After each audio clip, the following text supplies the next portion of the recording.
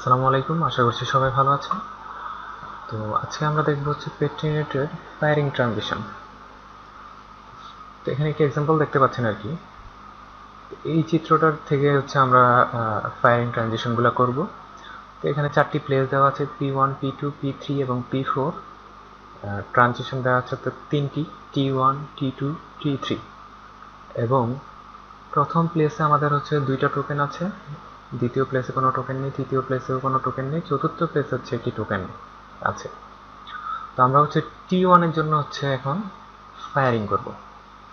তো গত লেকচার ভিডিওতে আমরা দেখেছিলাম যে আমাদের আর্ক সংখ্যা যতটি থাকে প্লেস থেকে ততটাই টোকেন হচ্ছে আমাদের ফায়ার হয়।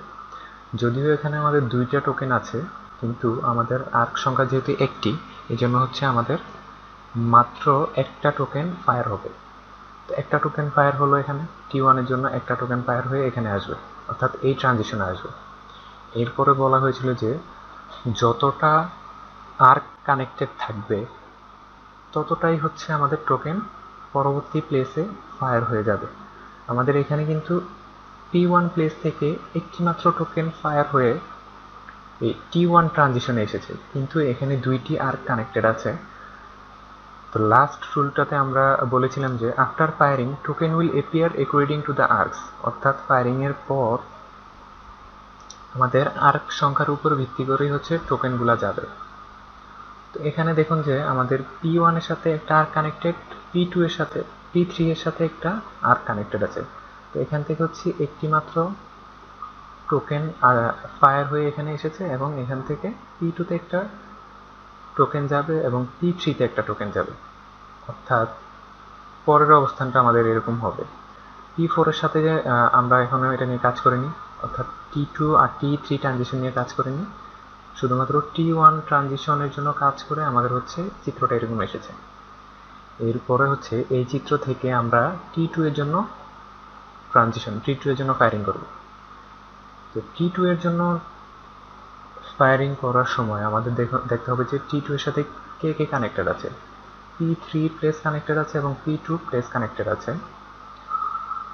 তো আমরা গত লেকচার ভিডিওতে দেখেছিলাম যে আমাদের চিত্রটা যদি এরকম হয়, অর্থাৎ একটা প্লেসের সাথে একটা আর্কের ইনপুট এবং আউটপুট যদি এরকম কানেক্টেড অবস্থায় থাকে, তাহলে হচ্ছে আমাদের কোনো পরিবর্তন হবে না, অর্থাৎ যেরকম অবস্থা আছে ওরকমই থাকবে। আমি একটু মনে করিয়ে দেওয়ার জন্য আগে যাই। অর্থাৎ আমাদের এই যে সেকেন্ড রুলসটার মতো, অর্থাৎ এখানে কি firing will be happen and token will still same place, অর্থাৎ আমাদের যে টোকেনটা আছে সেটা সেম প্লেসই থাকবে যদি আমাদের চিত্রটা এরকম হয়। তো আপনারা এখানে দেখতেই পাচ্ছেন যে আমাদের চিত্রটা হচ্ছে এরকম। T2 ট্রানজিশনের জন্য এই প্লেসে টোকেনটা এরকমই থাকবে, কিন্তু এখানে দেখুন যে একটি আর্ক কানেক্টেড আছে এই ট্রানজিশনের জন্য। তাহলে হচ্ছে এটা T2 ট্রানজিশনের জন্য এই টোকেনটা ফায়ার হবে, ফায়ার হয়ে এখানে আসবে, এবং সেটা আমাদের এখানে একটি আর্ক P4 এর সাথে কানেক্টেড আছে। তাহলে এই টোকেনটা হচ্ছে ফায়ার হয়ে T2 ট্রানজিশনে যাবে এবং T2 থেকে আমাদের P4 এ চলে আসবে। অর্থাৎ আমাদের চিত্রটা হবে এরকম।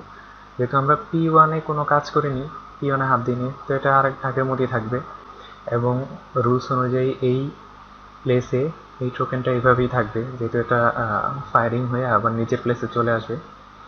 আর P3 থেকে হচ্ছে ফায়ারিং হয়ে T2 ট্রানজিশনের মাধ্যমে P4 এ চলে আসবে, অর্থাৎ আমাদের চিত্রটা এরকম দেখাবে। অর্থাৎ P1 এ আমাদের একটি টোকেন, P2 তে যেটা আছে সেটাই থাকবে, এবং P4 এ হচ্ছে এখন টোকেন সংখ্যা 2টা হয়ে যাবে। এখন এটা থেকে হচ্ছে আমরা T3 এর জন্য ফায়ারিং করব। T3 এর জন্য ফায়ারিং করার জন্য, T3 ট্রানজিশনের জন্য ফায়ারিং করার জন্য হচ্ছে আমাদের কে কে কানেক্টেড আছে, P3 এবং P1 এই T3 ট্রানজিশনের সাথে আমার কানেক্টেড আছে। তো P1 হচ্ছে আমাদের কোনো কি নেই, টোকেন নেই, টোকেন না থাকলে এটা ফায়ার হবে না। এরপর হচ্ছে P1 একটি টোকেন আছে, যেহেতু এই P1 প্লেসের সাথে একটা মাত্র আর্ক কানেক্টেড আছে T3 ট্রানজিশনের সাথে, তো অবশ্যই এখান থেকে একটি ফায়ার হয়ে T3 তে আসবে, এবং P4 এর সাথে, অর্থাৎ এই প্লেসের সাথে আমার T3 একটি আর্ক কানেক্টেড আছে, তাহলে এখান থেকে একটি টোকেন ফায়ার হবে হয়ে এখানে চলে আসবে। এখান থেকে যেহেতু টোকেন ফায়ার হয়ে আসছে, এই জায়গাটা খালি হয়ে যাবে, আর এখান থেকে দুইটা ছিল টোকেন, একটা ফায়ার হয়ে চলে আসবে আর আরেকটা নিচে সেম প্লেসে থাকবে। অর্থাৎ আমাদের চিত্রটা এরকম অবস্থায় হবে যে P2 নিয়ে আমরা কোনো কাজ করিনি, তো এটা আগের অবস্থানে থাকবে। আশা করছি বুঝতে পেরেছেন। যদি ভিডিওটি ভালো লেগে থাকে অবশ্যই আমাদের চ্যানেলটি সাবস্ক্রাইব করবেন, লাইক, কমেন্ট এবং শেয়ার করবেন। ধন্যবাদ সবাইকে। আসসালামু আলাইকুম।